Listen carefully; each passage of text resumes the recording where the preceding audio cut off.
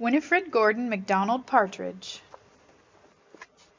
There was once a small boy called Wilfrid Gordon McDonald Partridge, and what's more, he wasn't very old either. His house was next door to an old people's home, and he knew all the people who lived there. He liked Mrs. Jordan, who played the organ. He listened to Mr. Hosking, who told him scary stories. He played with Mr. Tippet, who was crazy about cricket. He ran errands for Miss Mitchell, who walked with a wooden stick, and he admired Mr. Drysdale, who had a voice like a giant.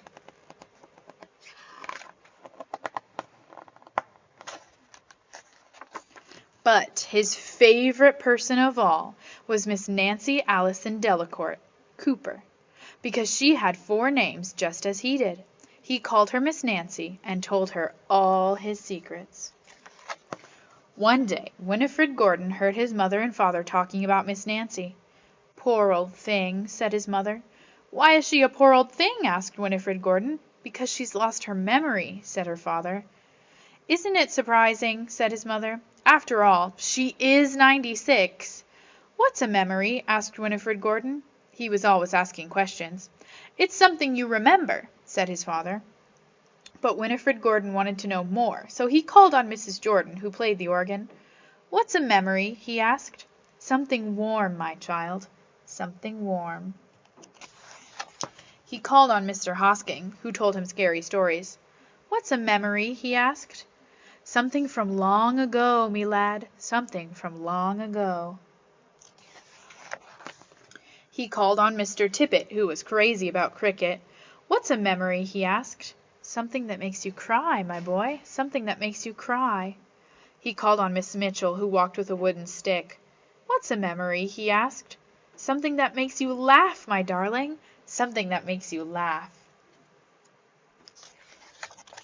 He called on Mr. Drysdale, who had a voice like a giant. "What's a memory?" he asked. "Something as precious as gold, young man, something as precious as gold."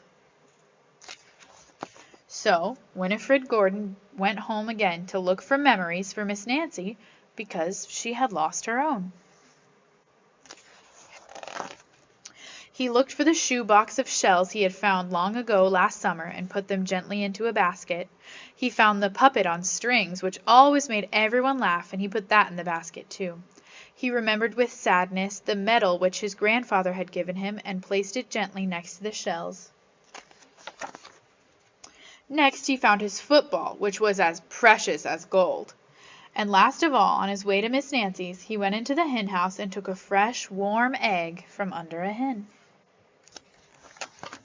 Then Wilfrid Gordon called on Miss Nancy and gave her each thing one by one. "What a dear, strange child to bring me all these wonderful things," thought Miss Nancy. Then she started to remember. She held the warm egg and told Wilfrid Gordon about the tiny speckled blue eggs she had once found in a bird's nest in her aunt's garden. She put a shell to her ear and remembered going to the beach by a tram long ago, and how hot she had felt in her button-up boots. She touched the medal and talked sadly of the big brother that she had loved, who had gone to the war and never returned.